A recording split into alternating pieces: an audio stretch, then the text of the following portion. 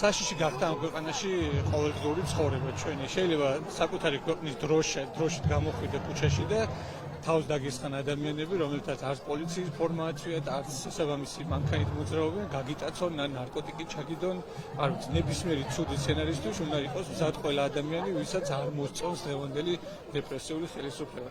როდესაც სასამართლო არის უსამართლობის მხარეს, ის ხდება ძალადობის ინსტრუმენტი და როდესაც მოსამართლეს ნებისმიერი ერთი ადამიანის წინააღმდეგ, როდესაც გამოაქვს უკანონო გადაწყვეტილება, მით უმეტეს სისხლის სამართლის და მას დიდი ხნით უპირებს ციხეში გაშვებას, ეს არ არის მხოლოდ ამ ერთი ადამიანის ტრაგედია, ეს არის მთლიანი საზოგადოების ტრაგედია და მთლიანი საზოგადოების მარცხი.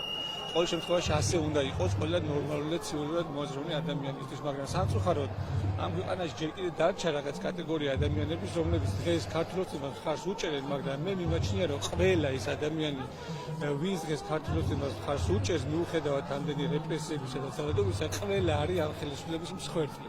და როდესაც ქართულოცნება აღარ იქნება ხელისუფლებაში, ისინი შესაბამისად განთავისუფლდებიან ამ რეპრესიული რეჟიმისგან.